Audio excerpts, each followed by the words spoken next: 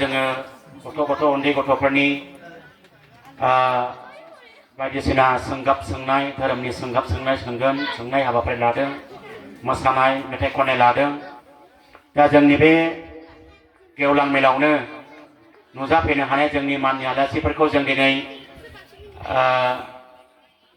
सिनायथि लाहोगोन आरो जोंनि गामिनिफ्राय जोङो गांसे आर'नाइजों जों मान आब' मुस्रिमा गेवलां निर्मला स्वर्गियारिखौ गावनि सिनायथिखौ लानो थाखाय खावलायदों आरो लोगोसे जोंनि गामिनिफ्राय गांसे आर'नाइजों मान बावनाय जाबाय।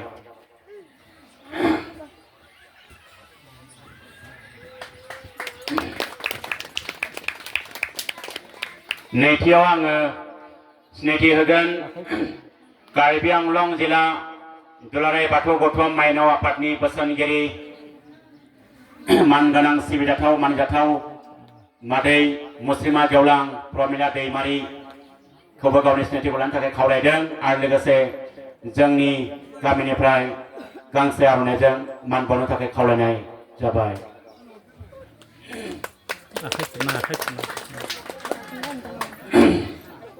आरो आङो सिनायथि होनो लाबावदों जोंहा सफैनो हाबावदों दुलाराय बाथौ गौतमनि लाइमोन आफादनि आखान्थि आफादगिरि एबा भाइस प्रेसिडेन्ट आथिखालनि कार्बि आंलं जिल्ला दुलाराय बाथौ गौतम लाइमोन आफादनि आफादगिरि मानगोनां सिबिजाथाव मुस्रि गेवलां नेरसोन बसुमतारी फंबायखौबो गावनि सिनायथिखौ लानो थाखाय खावलायबाय आरो जोंनिफ्राय गांसे आर'नाइजों बरायनायनि थाखाय खावलायनाय जाबाय। बे मेलावनो आरो आं सिनायथि होनो लाबावदों जोंनि लांदांपारा गामिनि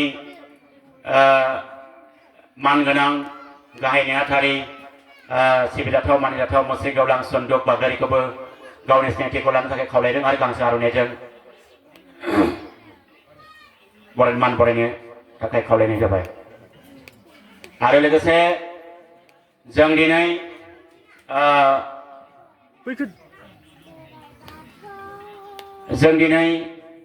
दहाय फिरफिला उरायनायावनो जों सिनाखि होखादों अब्लाबो जों दा जोंनि लांदांपारा गामिनि मानगोनां गावबुरा मुस्रि गेवलां एबा गामि बोराय मुस्रि गेवलां आरो जोंनिफ्राय गांसे आर'नाइजों बावनो थाखाय खावलायनाय जाबाय।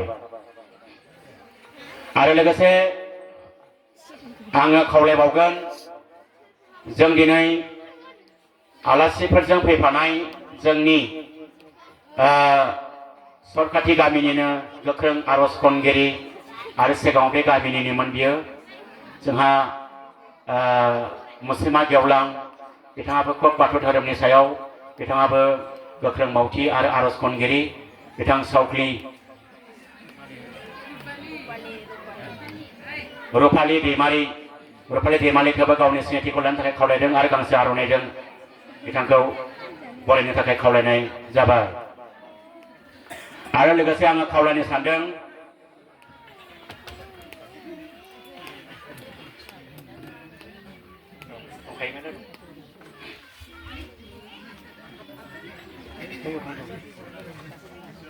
दिनै जोंखौ दौरि महरै गोथारि महरै जोंखौ जों दिनै बेयाव आलारि फोजोंनानै जोंखौ खुलुमनो होनो हानाय राहा होगिरि जोंनि गोथारि आफा मुस्रि गेवलां लांदांपारा गामिनिनो दयालु बसुमतारीखौ गावनि सिनायथिखौ लानो थाखाय खावलायनाय जादों आरो लोगोसे जोंनि गामिनिफ्राय गांसे आर'नाइजों बरायनो थाखाय खावलायनाय जाबाय।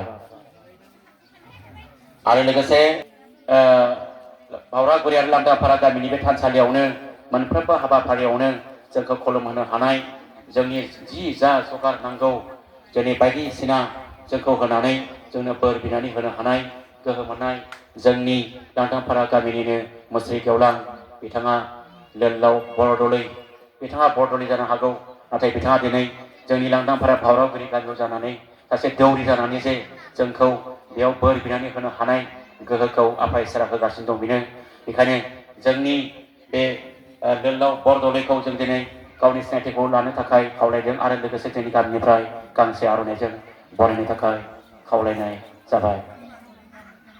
दिनैनि सिनायथि होनाय हाबाफारिखौ आङो एसेयावनो आङो दोनथ'बाय जुदि सोरखौबा दङब्ला जों उननि हाबाफारियाव जोङो सिनायथि होगोन। गोजोन्थों।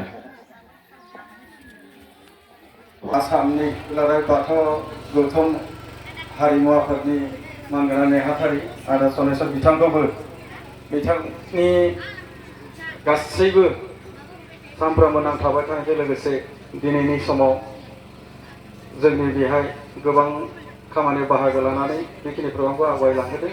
बेनिखायनो बिथांखौबो गांसे आर'नाइजों बरायनो थाखाय बरायग्राफोरखौ खावलायहरदों। बिथांनोबो गांसे आर'नाइजों बिथांखौबो बरायदो। खुलुमबाय। गोजोननाय थाबाय। लोगो लोगोनो